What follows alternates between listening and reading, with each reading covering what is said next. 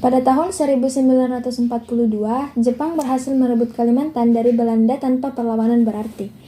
Masa penjajahan Jepang merupakan salah satu periode terkelam dalam sejarah Indonesia, sehingga memicu perlawanan dari rakyat. Di Kalimantan, perlawanan terhadap Jepang dilakukan secara besar-besaran di Kalimantan Barat dan Selatan.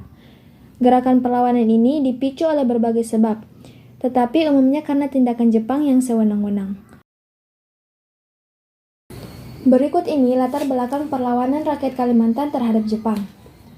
Penyebab perlawanan rakyat Kalimantan terhadap Jepang sangat kompleks. Pasukan Jepang pertama kali mendarat di Pontianak, Kalimantan Barat pada 19 Desember 1941. Setelah berhasil mengusir Belanda tanpa mendapat perlawanan berarti, Jepang pun mudah menguasai kota-kota pedalaman seperti Putus Sibau dan Sanggau hingga kota besar seperti Banjarmasin. Serangan Jepang segera menyebabkan kondisi perekonomian menjadi macet hingga menimbulkan bencana kelaparan yang merajalela. Selain itu, pada awal pendudukan Jepang di Kalimantan Barat, ada dua buah perusahaan yang masuk yaitu Nomura dan Sumitomo. Untuk menjalankan kedua perusahaan itu, Jepang memperkerjakan sekitar 80.000 rakyat dengan sistem Romusa. Hal inilah yang kemudian memicu perlawanan. Tekad perlawanan di Kalimantan Barat semakin besar saat kebijakan sewenang-wenang Jepang ditambah dengan disiplin keras yang diterapkan militernya. Pasalnya, rakyat Kalimantan Barat dipaksa membungkuk untuk menghormati tentara Jepang. Apabila menolak, mereka akan diberi kekerasan fisik. Tindakan yang dilakukan Jepang ini tidak dapat ditoleransi lagi karena dianggap sebagai pelanggaran serius terhadap kehormatan diri rakyat.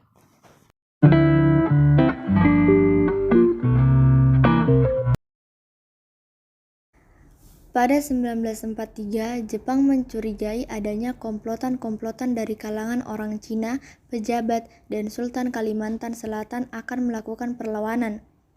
Semua kalangan itu kemudian dihancurkan melalui penangkapan-penangkapan di Juli 1943. Selain itu, sebanyak 1.000 orang lainnya dipenjara, termasuk 12 sultan. Di Kalimantan Barat, hal sama juga terjadi antara September 1943 sampai awal tahun 1944. Pada 16 Oktober 1943, tokoh-tokoh masyarakat Pontianak dari berbagai golongan mengadakan pertemuan rahasia di Gedung Medan sepakat untuk merencanakan perlawanan terhadap Jepang.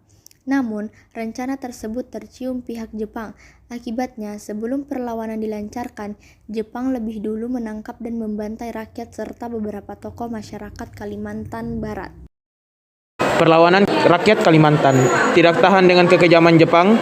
Pada akhir 1944, orang-orang Dayak mulai melancarkan serangan.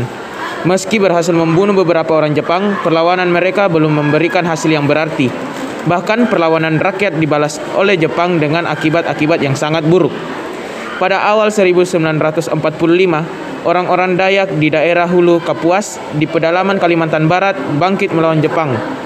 Pasukan Jepang yang sibuk menghadapi pendaratan pasukan sekutu pun menjadi kelabakan. Bahkan kegarangan orang Dayak dalam bertempur membuat banyak prajurit Jepang melarikan diri ke hilir. Hal itu membuat orang-orang Dayak semakin berani memasuki Pontianak dengan membawa senjata tajam termasuk senapan, tombak, parang, dan sumpit.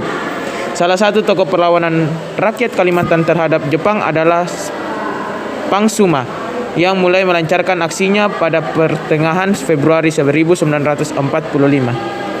Hingga 13 Mei 1945. Kondisi di Kalimantan Barat kian memburuk, terutama setelah kedatangan mandor perusahaan kayu Jepang yang bernama Osaki. Selain kejam, Osaki memaksa ingin menikahi gadis Dayak, dan apabila niatnya itu ditolak, ia mengancam akan membunuh ayah dari gadis tersebut. Pada akhirnya, Pangsuma memenggal Osaki dan membakar satu perusahaan ekspedisi yang dikelola Komandan Kempeitai Kaisu Nagatani di Meliau. Selain itu, pimpinan perusahaan kayu lainnya di Nichiren, Soet Sogi juga dipenggal. Peristiwa ini semakin membakar semangat orang-orang Dayak untuk melakukan perlawanan.